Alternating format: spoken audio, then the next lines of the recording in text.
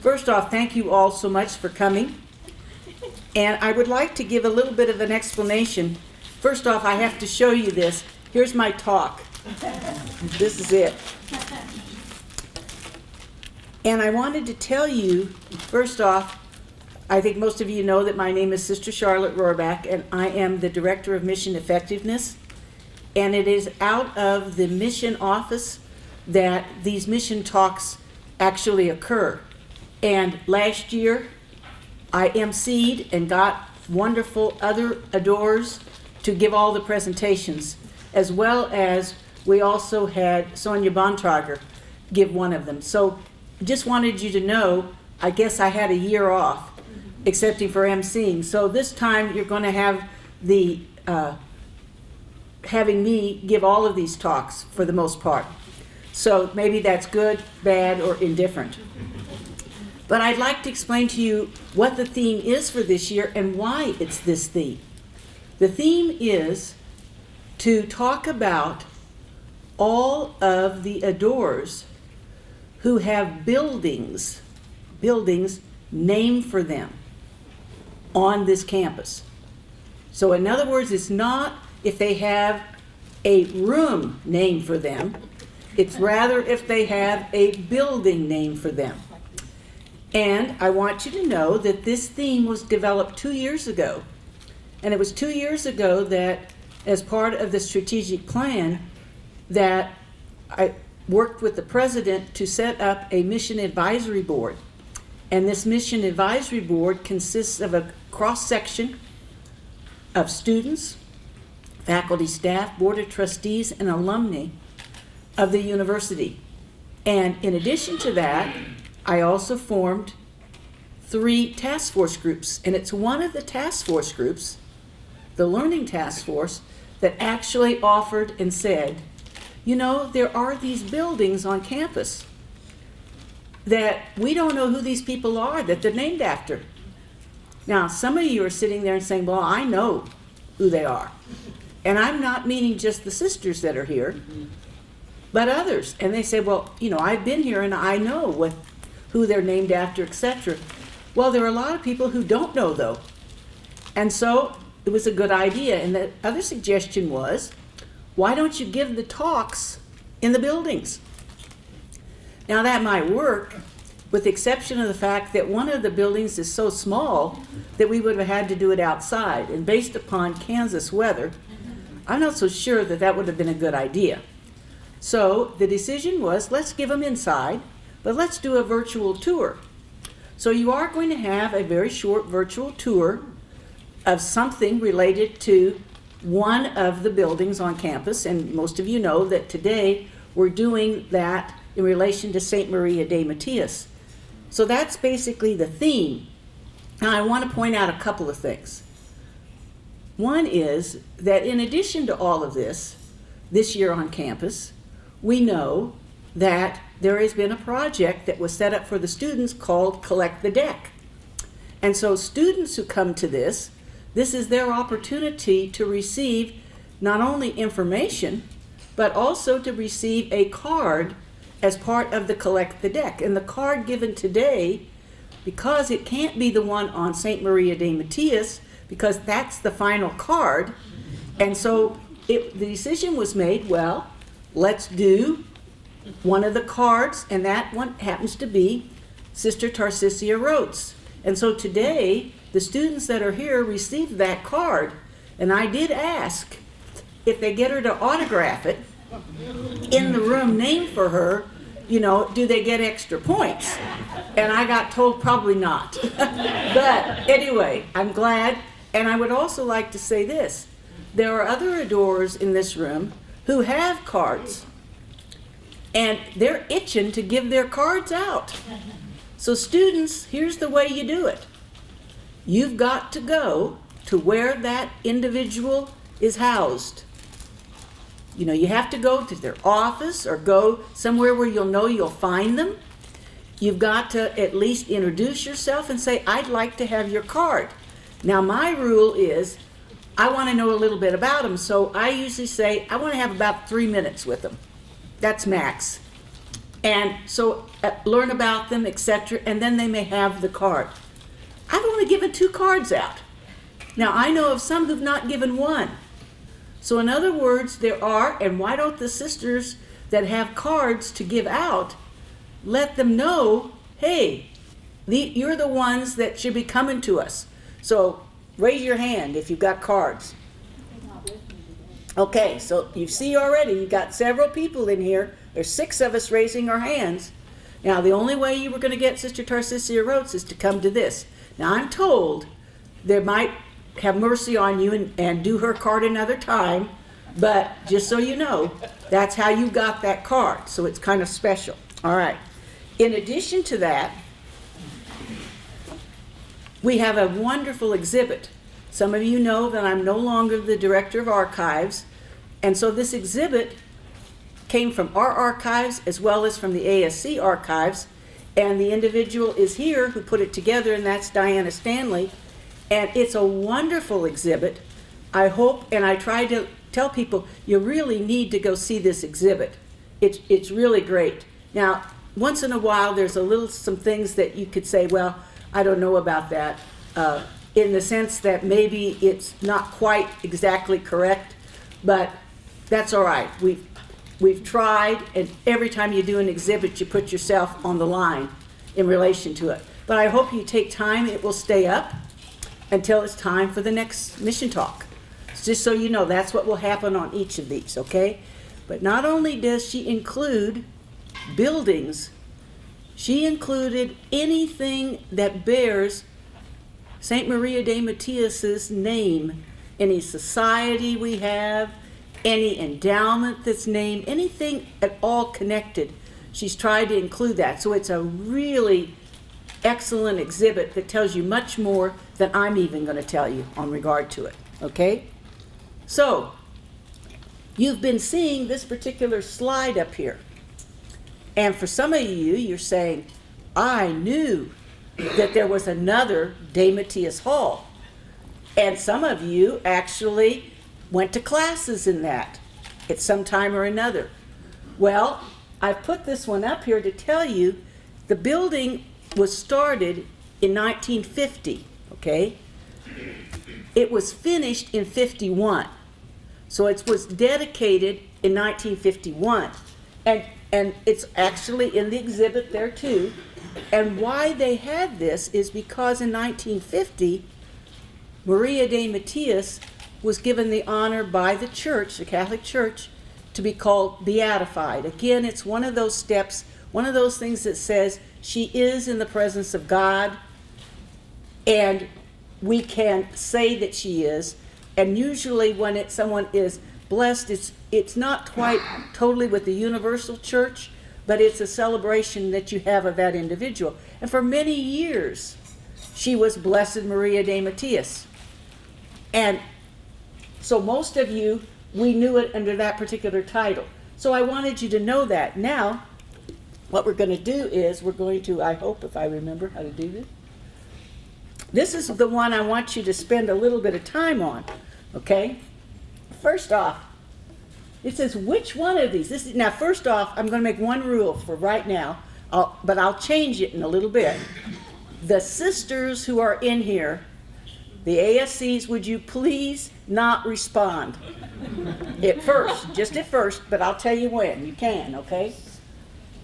Which one of these buildings is the original De Matias? Okay, all right, Linda. The one at the bottom of the picture. So, good Lord. You'd think I could get this to work. Where's that little thing going? I don't see it in the television. Huh? I don't think you can see it in the television. You can't see it in there? I thought you could point to it. It's got the red light. All right, so you're saying this is it. All right. Now, I want to know about when was this picture taken. Now, I'm going to say the sisters may now respond too. What do you think? What are some clues? Anybody can respond. that can tell you when. Okay, Marcia? Well, McCormick Street was straight, Mm-hmm. and so it was in the 50s or 60s. Okay, now remember, McCormick was only rerouted in the 2000 plus. So in other words, she's saying that it's 50s or I 60s. say 70. Okay, why do you say 70? Well, because when I was going there in 59, 61, McCormick was not paved. And it took a while, I think, for it to be paved. Okay. I wouldn't know exactly when. Okay, well, all right. The other clue is the science building is there, and that was built in the 60s. Okay. But what's not there, which will disprove that it was 70? Ryan Library is not there, people. Okay. So there was a freestanding library that would have been right in here, and it's not there. So now what does it tell you? Late 60s or middle 60s? All right, because late of the trees. 60s, could be mid. We know the science building is there. Okay, so we know that. So it's somewhere between 65 and probably, when was the library finished? 71. Okay, so we could say probably you could go to about 68. I wouldn't go much more because some of the building could have been started already by 69. Okay, so you get a period of how you could do it. Now, this is interesting. Matias Hall really had the very same things in it that Matias Hall has today. It's just that they're more spread out. And of course, these were all together. And granted, the gymnasium wasn't the proper size, but we had the fine arts over in this particular building. And not only for the college, but also for the high school. Everything was in this building. Now, here's another thing. Notice this, and this would be north, today where we know things are kind of rerouted, etc. This is just dirt. What used to happen on this area? Parking lot. It was parking, but also, what did they often do when we had sports? Bonfires would take place there. So when was this building taken down? So when did they remove that building? After 90. Okay, so it would have been at the very end of the 90s that it was taken down. So it was actually because, was it taken down when O'Shaughnessy was built? No, we kept it for the fine arts during the year that they built O'Shaughnessy. Okay, 99. all right. Then we And- took it down. Okay, so in other words, it was the very end of the 90s. So this building was up for people that have only been here since somewhere in the 90s. So they can remember this. Now, a couple of other things. This picture you'll see other times because there are some buildings on it that are different than that. What's this? A house. A house. Who owned the house? The university did. Not the, well, the ASCs, but really it's the university, it was a university house. What happened to it? Burned. It burned down, okay? And there also was accusations that the president maybe put a match to it. I would say that's not true. But anyway, it did burn down, and in some ways it was a blessing because it was becoming not just an eyesore, but it was becoming something to keep it up. In here also is the original, and we'll be talking about that in the next talk, the original Beata Hall. Let's see if I can reach it when I think I have got to go like this. There it is, right there. And that's the original convent for the sisters. It was finished in 1914, and it stayed around until taken down in 88. Well, 89. Okay, but I remember it was between the 88, 89, because it had already, the top floor of it had been condemned. And we also have some other houses here. This was, a lot of areas weren't totally paved yet, etc. But I thought you might be interested. I love this particular one, and I use it in orientations, and I can point out several things. So those of you who just recently did an orientation said, I just saw this, but I didn't go into all the explanation. Now, what also is not in here, we have only the lake that is down by the convent, so at the Wichita Center. The holding ponds are not here. I want to know what this is. Tennis court. Well, I didn't think Newman ever had tennis courts. Yes, we did. Okay. So in other words, but why were the tennis courts dismantled? To make room for the soccer field. So when the soccer field was added in the middle of the 90s, that is when the tennis courts went down to make room. And you're simply saying, wait a minute, you got that wrong. There is no soccer court out there. Well, no, there's not now. The soccer court has been moved as well as a practice one, but that really were the original tennis courts. Were they lighted? No. And they had gone into disrepair also. So when they're talking about building tennis courts, just remember that will be a second set of tennis courts because we used to have it. So I just thought you might be interested in kind of seeing this. Yes, Marcia. Can I just add a note, seeing that McCormick Street is straight between Matias and the Sacred Heart Building? When I was in high school, I think Sister Androsine heard that Lawrence Welk and his troupe was coming to Wichita. And so she arranged for his whole cast to motorcade in convertibles to come see us in the academy. And so the Lennon sisters and all the Lawrence Welk's cast came driving slowly on McCormick one afternoon so we could shake Lawrence Welk's hand and see the Lennon sisters in person on that very straight. Okay, so there is a lot of history with this, and I thought, well, that's where we're going to start in relation to it with this. Now, we're going to switch gears if I can get this done now.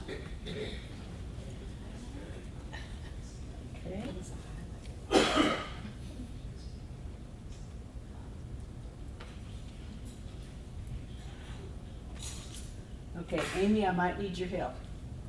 Okay. You told me to just hit escape. Wait a minute, I'll go down with this.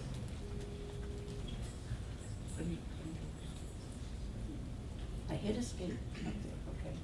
And now I want to hit this and play it.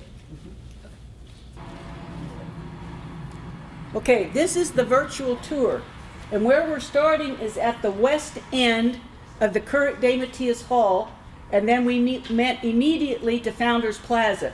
And this view is from the south facing north. Then he's giving you a close-up of the statue, and I'm going to be referring to that later. And here is the quote that is out there. Well, this is first telling you about who this person is, St. Maria de Matias, or years. And then you're getting a view of some of the bricks. There's 230 of them. They're all basically done in the same style of individuals who served here, not starting when the college started in 33, but actually all the way back to 1902. There probably are some mistakes here. We have a student walking out. It's pretty difficult to go anywhere on the campus without going through this area. The Dugan Library and Campus Center was finished in 2007, but Founders Plaza and the other plazas were not finished until 2008 to celebrate the anniversary. Now we are inside of the Fine Arts Building, De Matias Center, and we're taking a look as we're going down the hallway, and we're actually about where you go into the performance hall, is what we're looking at. We'll eventually go inside of there also. Now we're going to go clear to the west end, and here is taken from the bronze plaque, taken from the original building, sits there and reminds us that this was from the other building. We saved that, and it was put there.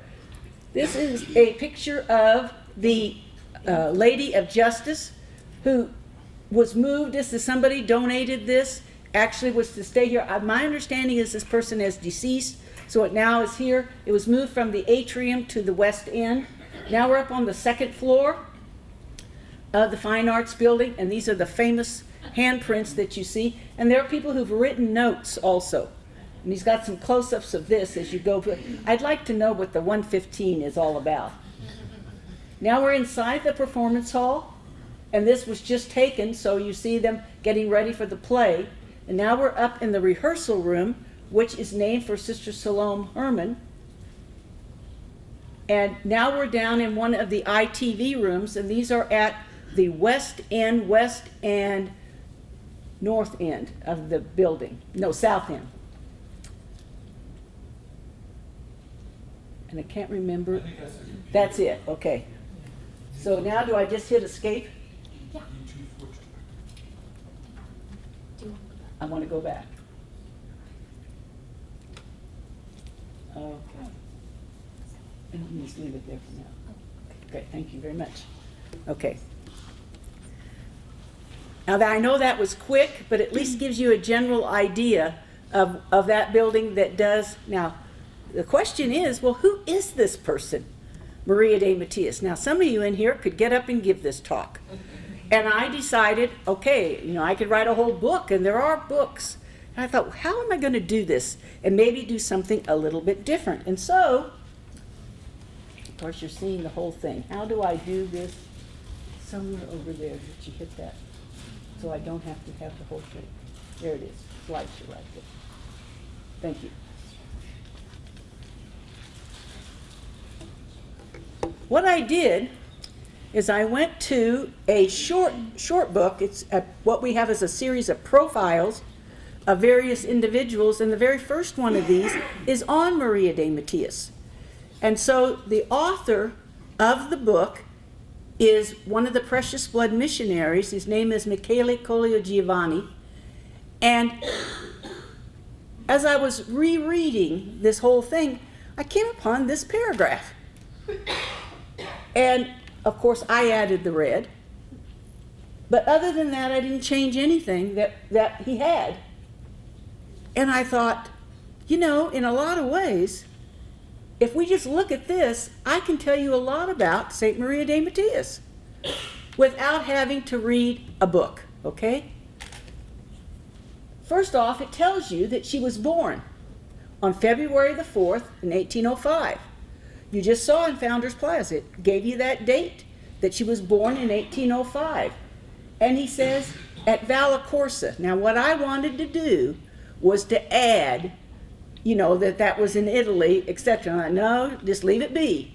But it is a town in Italy, and it's one of the most obscure of the Ciocchiara towns. And I thought, what in the world would you know those to be? Well, actually, what that means is it's an area just south and east of Rome. And it's an area that there was a lot of turmoil going on.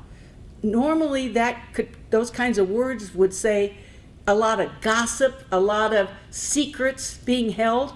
In a lot of ways, that does describe this particular area. So that place was noted for this.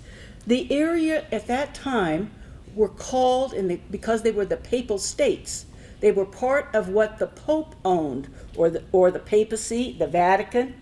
So this area, at that time, that's where she was born, is in that area. And those of you who have been doing the orientation, well, it's down in the video that's downstairs. This is the introduction to the history wall that's downstairs. And it shows you Vallacorsa on the map, and I tell everybody, it's not right. They've got it in the wrong place. And I don't know how to change it because that was commercially made. So I just tell everybody it's in the wrong place. It's what I do. But Vallacorsa is both south and east of Rome, okay? And it's in this hill country. So that gives you an idea. So that name that he's using, and I want you to know, the author is from that same town. Okay, so he really himself knows a lot about this area, okay? And to limit him, he has another whole book on her we call The Obedient Rebel. But here, this is a very condensed part. She lived slightly more than 61 years. And for those that I've made comparisons between herself and John Henry Newman. John Henry Newman was born in 1801, Maria in 1805. He lives to 1890. She only lived to 1866.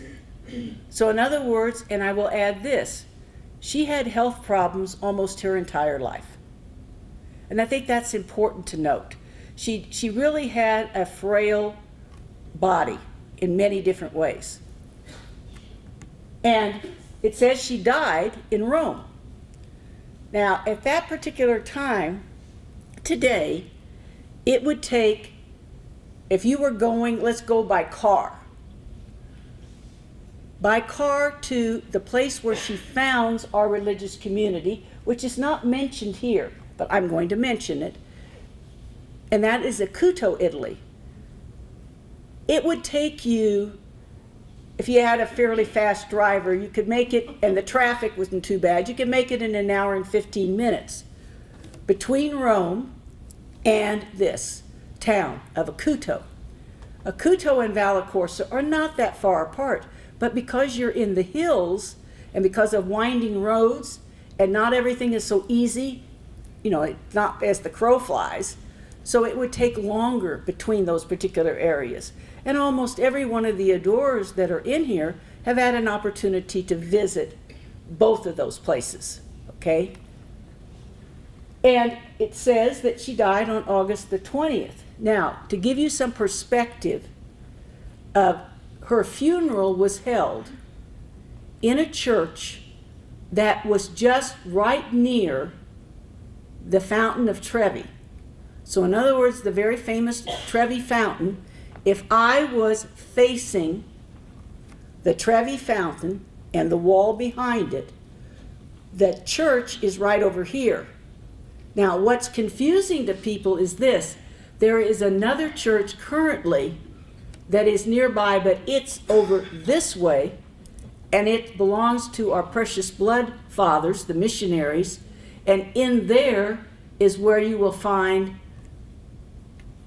John Merlini is there, so where we have Merlini Hall, etc., you'll find remains there. But where her funeral was held is actually this way from the Trevi Fountain, okay? So that you would kind of have an idea of where this happened. Now, where is that really in relation to Rome? In many ways, many things happen in and around what is called Piazza Venezia in Rome. This area where she was buried from is really not that far from that area. Also, the places that the current Italian region of our sisters, again, not too far from that area. The place that we call our general headquarters, again, not too far from this area. All of them are within walking distance. I don't know that I could do it anymore, but anybody who's been there has done this at one time or another. Let's continue. I like this next part. She wanted to remain hidden like a candle under a bushel basket. But instead, she became famous, shining like a whole group of candles on a candelabra. Yesterday when I went into the Mass, I think every candle in that chapel was lit up. And I thought about this quote. She was somebody who really did not want to call personal attention to herself. Yet, because of what she did and those that were apart with her, she really did shine like a whole group of candles on a candelabra. So contrary to her personality, this is what actually happened. And I'm going to explain why.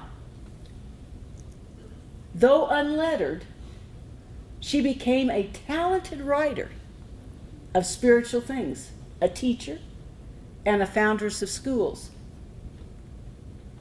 Though unlettered, basically she couldn't read and write. But she learned this primarily from her father. And the book that he most often used to teach her this would have been the Bible. Now, there were other things that she used. I want to point another thing out. She said she became a talented writer of spiritual things. Most of her writing was found in letters. And I will say this, that almost every one of her letters that was going to someone where she was very concerned that the punctuation was correct, that the spelling was correct, the correct forms of the language was being used, she would go to the nearby pastor that she would have. She would turn to John Merlini. She would turn to several to help correct it. Very seldom would she have gone to another woman, although we do know that she did befriend an individual who could have helped in some of the letters later on. So I just want you to know that there were people who helped her. And letters that she wrote to our sisters often contain lots of errors. But her message, and her messages are usually quite simple. Said she was a teacher and a foundress of schools. In 1834, through the urging that she had, and especially through her spiritual director, and that is John Merlini, she was urged to start a school for girls. She knew that she was going to need people to be the teachers. So she took out with just one individual, someone who she had been a friend with and actually helped her and assisted her. That's how the congregation started, with 2 people. And before long, she's going to have whole bunches of people with her and actually assisting her in this process. So very often when you look at the number of sisters that exist today, and there are only about 200 of us that live in the United States region, it's a small number compared to what we used to be. But when you look at it, it's a lot larger than Maria had to start out with, and probably was about the same amount of individuals, maybe a little bit less than what she had at the time that she died, which is another thing to note. She was fearful almost to the point of psychosis, and this is really true. She was an intrepid apostle capable of addressing crowds. In other words, even though she was scared to death, she was very strong and was able to overcome that when she would speak, and people did not realize it.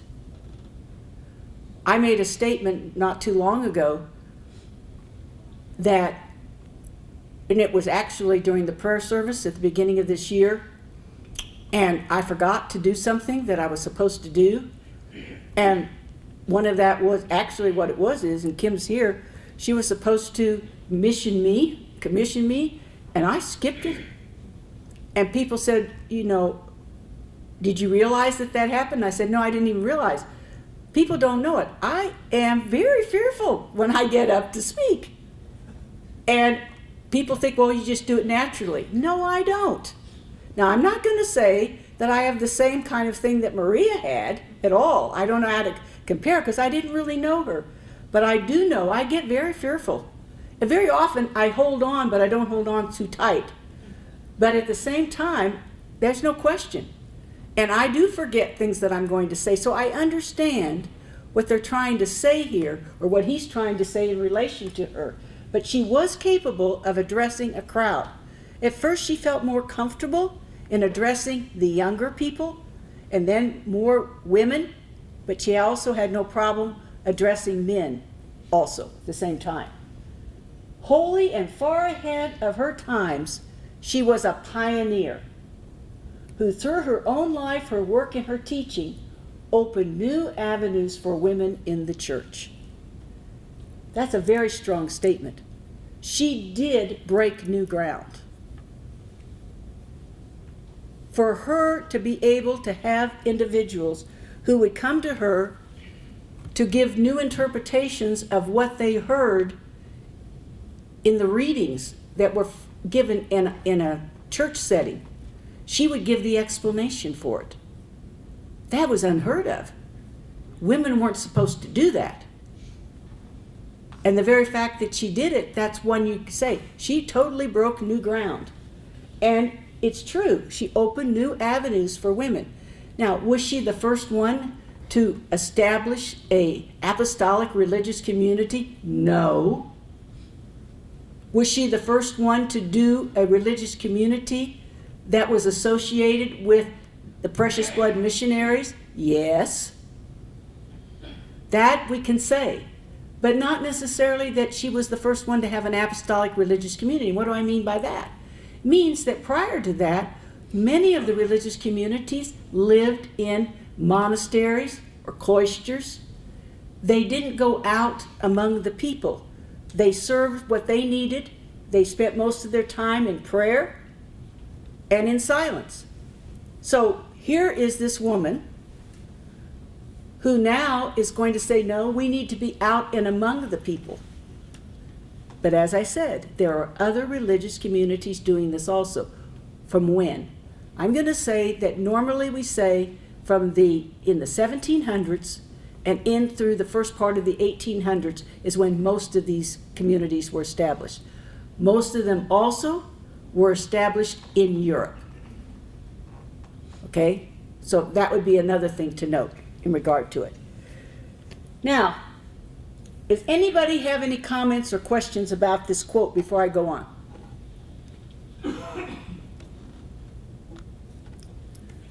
Okay, we're going to go to the next one.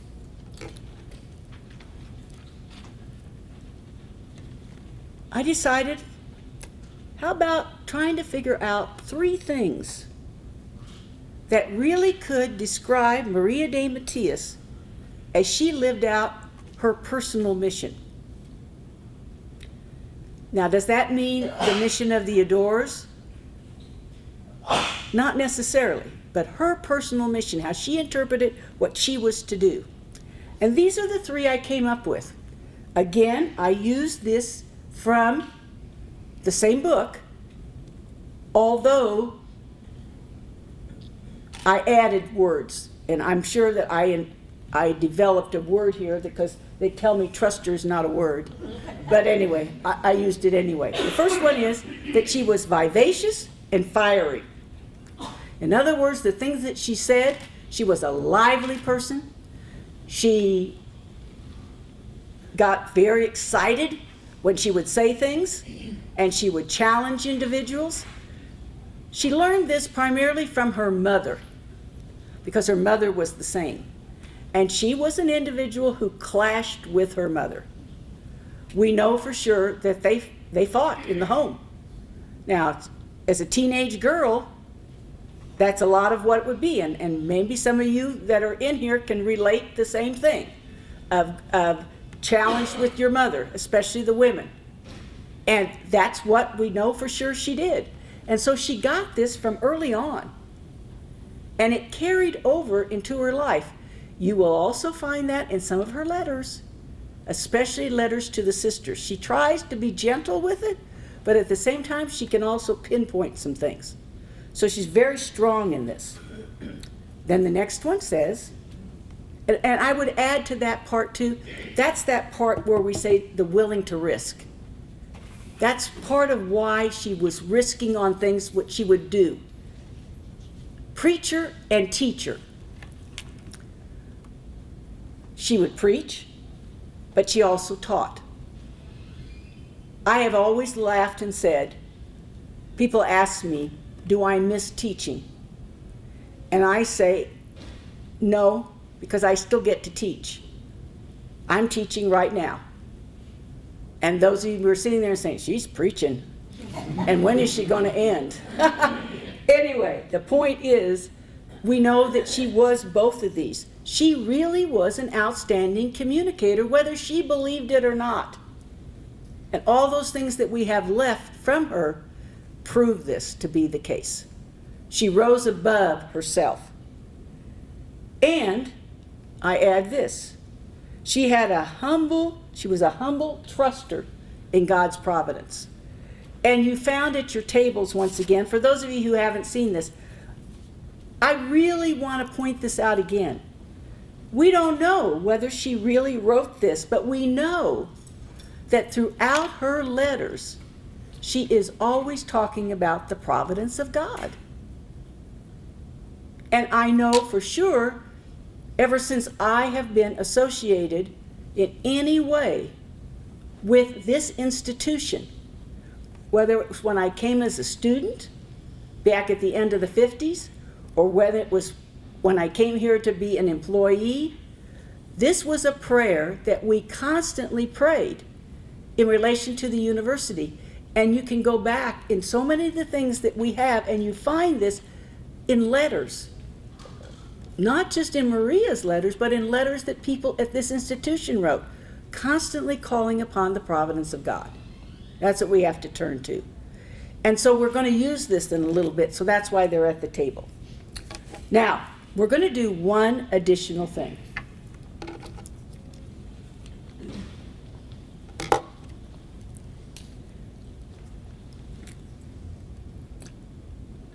Why is Founders Plaza important? Now, there it doesn't say it's Maria de Matias Plaza. It says it's Founders Plaza. Now, she sits in the middle of it, and she's there with the student. How would you say that statue is? Give me an idea of what it looks like. Now, I can go and show it to you, and you can see it there on that card that's at your table, but you're not seeing the full part of it. Okay, they're up on a brick, a big stone. Okay, Linda? To me, it looks like she's commissioning that student, saying, go on, I'm behind you. Okay. My hand is behind you. We expect. Okay, where is that one arm? Her left arm? Right behind the student. Okay, on the shoulder of the student, okay? And And what's the student doing? heading off into the future. Okay, heading off into the future. So in other words, she's being that support for that particular student. What's she holding? Some kind of a book, in which she is the teacher and the preacher. And she's leading her on. When we did the virtual tour, what's out there in Founders Plaza? All kinds of bricks. There are some pavers, larger ones, that have quotes and talk about the work that we do here. Gives you names of all kinds of individuals who have been a part of it. What I want to do is to refer to a quote that came from Isaac Newton, Sir Isaac Newton. And the quote is, "If I have seen further than others, it is by standing upon the shoulders of giants." Now, I have been stating, and primarily to students as they come in to the university, definitely to the transfer students, and didn't have an opportunity to speak to the freshmen that came in this year, that's our statue that illustrates what Isaac Newton is talking about. It's our shoulders, standing on the shoulders of giants statue. There's two things I want to point out about it.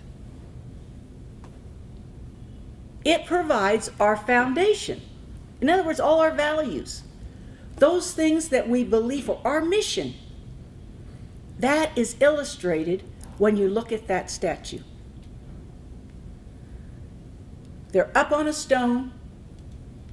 I don't think it's that raised thing that creates this. But it's that foundation that also provides everybody the perspective to view.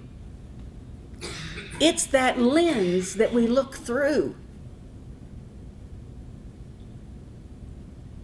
Now, for most of you that are in here, how many times a day do you have an opportunity to see that statue? Some of you don't go by it. Some of you go by it 7, 8 times, or even more. It's an important sculpture. It was designed, a group that put it together and made decisions, and in the exhibit, in the Heritage Room, you're going to see one of the designs that was rejected. Be sure you don't miss that. And you can maybe figure out why that one was rejected, looking at it. But when you look at this one, it tells you this is our standing on the shoulders of giants. Is there one giant more important than the others? Probably not. And it would depend upon who you're talking to. Yes, Maria de Matias is an important piece and should be an important piece on this institution. There are those who say, why would we not have named this university after her? Newman was an educator. She was an educator, but certainly not in higher education. So there's reasons. But we do have a building that's dedicated to her. We had another building that was dedicated to her. And as the exhibit shows, we've had so many things named for her. And I would say that that's one of the names that when someone comes here to work, or students learn the pronunciation of real fast, because we use it so much. But I think that that is something that we're very pleased to have grace our campus. There's no question. You know, the quad is almost done. The design of this quad was in the master plan. With the science building and with a plaza hopefully happening at the other end, we're finally going to complete that quad and the dream of that quad. I think we're at a time where we're fortunate to be here to watch that happen. But all along, we know that the foundational one is sitting in Founders Plaza. Now, I'm going to stop and ask if there's any questions before we say this final prayer. Yes? I know, this isn't really a question, but I know I implore students when they're in my class to recognize that one of the very unique things about this university is how many buildings are named after women. That is almost unheard of anyplace else. Mm-hmm. I mean, it's not a majority, but there's still so many. So it's Right. just- That's good. Yeah. Thanks for sharing that. One of the things too that I wanted to tell you, I was going to say a blessing on our meal, but it kind of, the way people were all in line, etc., and I'm sorry that I didn't do it.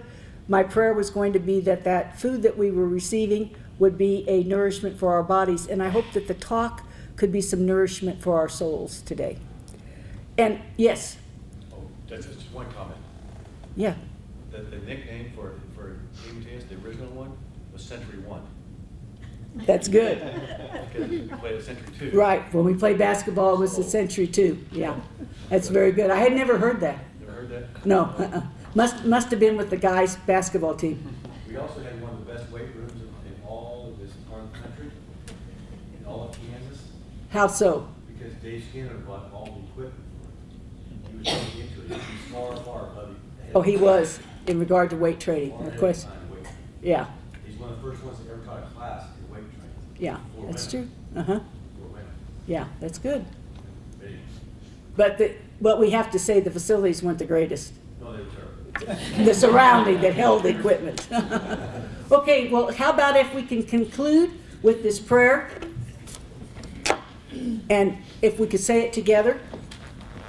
Providence of God, providence of the eternal, almighty, and merciful God, providence that has provided, still provides, and always will provide also for us, most holy triune God, in all our common and private necessities. So I believe, so I hope, so it shall always be. May your most holy will be done in everything. Amen. Just so you know, the next one in November is going to talk about two different people. Clementine Zaire, which is the very first brick out there, and then Beata Nettemeyer, who is credited as being the individual who, it was during her time that we opened this university. There are so many things, again, named for these women, but we're going to put them in one, and hopefully we can get through it. Some of you might not know much about these individuals compared to St. Maria de Matias. This one was really hard to do since most of you knew a lot about her anyway. But I'm glad that you do. It means that we're doing our job. Okay? Thanks so much for coming.